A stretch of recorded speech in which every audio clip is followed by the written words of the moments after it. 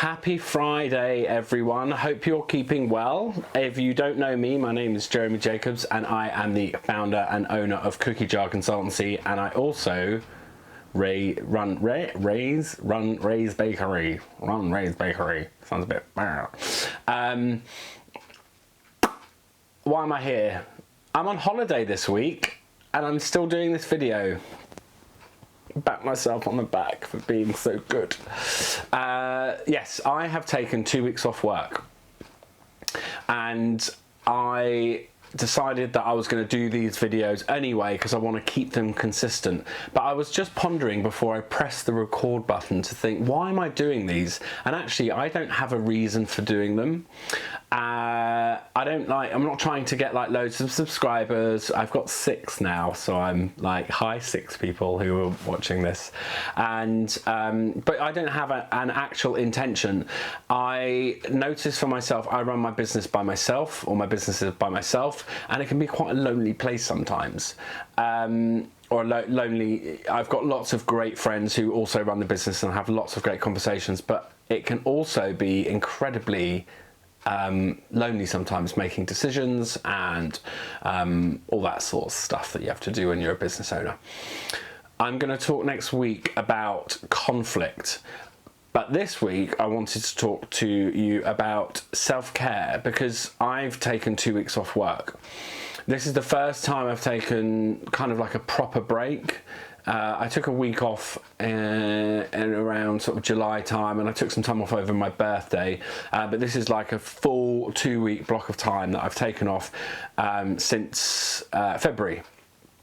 And lockdown began 6 months ago, and so I've worked for 6 months. I've been doing my MBA course, and I've also been running Ray's Bakery, creating lots of stuff, and it's been a bit full on.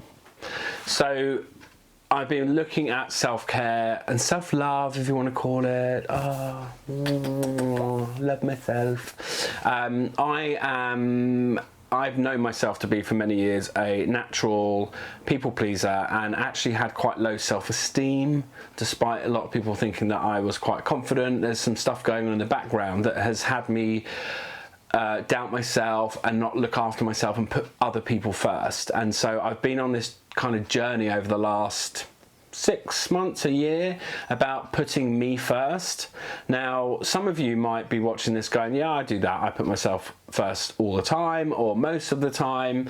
You might get called selfish by people. That's certainly something that I fear when I am putting myself first. And but for me, I am a natural person, naturally, let's start that sentence again. I naturally put people first. Most of the time, not all the time, but most of the time. I'm concerned about what other people will think. I'm worried that they'll reject me or they'll get annoyed. And so often I'll put people first. What can happen, in my experience, and you may recognize the same, is that we can become run down, tired, resentful. That's a really big one for me. Resentful of other people, and it's difficult to say no, or basically say no, I'm not going to do that. I'm going to put myself first in this situation. I often fear that I'm going to get called selfish, or people are going to reject me. I know I've just repeated myself again, but I told you these would be unedited videos, so I press record and just go. So sometimes you'll notice me doing this. So anyway, where was I? Yeah, so putting myself first, it's a practice. Like if I go to the gym and I start exercising on a particular muscle group that I haven't done for a while, at first it's really hard. Like I have to use low weights and it takes me time to build up the strength, and then you'll notice over time you'll build up the strength. Now, I personally believe that our minds are the same. If we're used to a pattern of behaviour that is so well ingrained from a very young age, it's going to take time to undo that and find a new way of creating a new path, a new pattern of behaviour. I noticed for myself when I first started saying no to people, when I wanted to say yes, because I'm a natural people pleaser, I found it really challenging.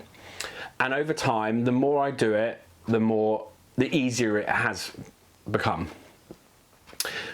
At first, I noticed that I would kind of like, if you imagine like on this end of the scale, this is super people pleaser, put people at the forefront of everything you do, never think about yourself. I know some people like that, they're kind of martyrs and they become very run down and very tired. And then on the opposite end of the scale, you've got the people who are completely selfish, don't care about anyone else, always put themselves first, never consider anyone else, right?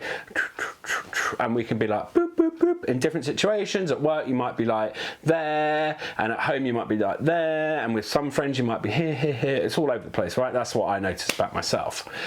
So in certain situations where I'm being super people pleaser, now what I've noticed is that when I try and change that behaviour, I flip over to the other side and I'm like, no, screw you all, I'm gonna have my way, you've got your own way for so many years and I'm screwed, and I become this total arsehole. Now you might notice that you might do that behaviour, so what I'm trying to do is kind of like balance it out so I'm a little bit more in the middle than at extremes, and that is taking practice, right?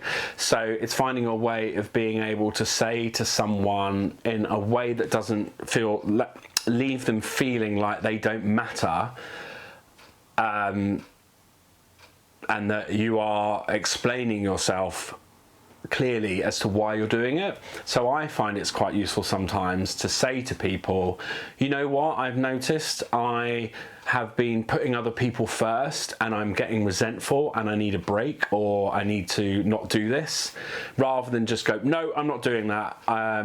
It's best to kind of explain that thought process out clearly to people. Let me give you an example. So for example, 2 weeks off.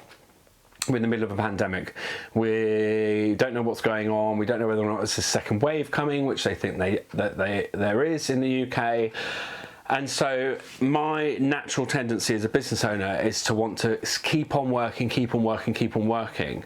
But what I notice is that I become tired, resentful of having to go into work, and what's the other thing? Resentful, and also memory loss, short-term memory loss, confusion, like just that's what, when I'm overworked, that's what it becomes. And so I noticed that I was getting quite short-tempered and ratty at work and all this sort of stuff, right? Not very nice to be around. So I recognised that and said, right, I need to take some time off. Now, I could go, right, screw you all, I'm taking some time off, I'll be back in 2 weeks, bye, which is what I would do sometimes. Rather than do that, what I've done is explain to people and go, look, to my team or to people, my clients or customers, I haven't actually had any time off at the moment and I'm really tired and I'm getting resentful and upset and ratty and losing memory, short-term memory loss, all this sort of stuff. And so I'm going to take some time off to look after myself, and I'll be back in 2 weeks. And when I'm back, I'll be super refreshed and we can crack on. And that's what I did. And it worked really well because people could understand where I'm coming from and the reasons why I'm taking a decision, rather than me just say, I'm off, bye. I'm trying to think of another example. You know, even as simple as going out with mates, and you might be someone that likes to say yes to everything, but you say yes to something when actually you don't want to do it.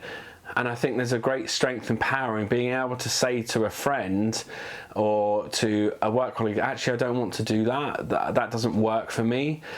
Now, what you may get is a reaction from that. That person might react initially and be quite upset, because I've noticed for myself, when you change behaviour, people who are close to you sometimes will get upset, and that's okay, right?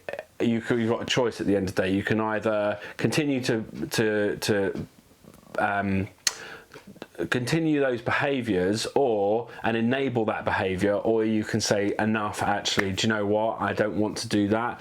And I found that really powerful in being able to say to friends, do you know what, or work colleagues, do you know what, actually that doesn't work for me, I don't want to do that. that, you know, and thankfully my friends are all, and work colleagues and teammates are all gorgeous and lovely, so they're like, oh, okay, cool. Sometimes you do get a bit of kickback from that. And at the end of that process is the ability for you to be able to look after yourself. It's not about being selfish or I know I said earlier about putting yourself first. It's not necessarily about that, because those words have really negative connotations. They feel quite charged and nasty if you say someone's selfish because they put themselves first.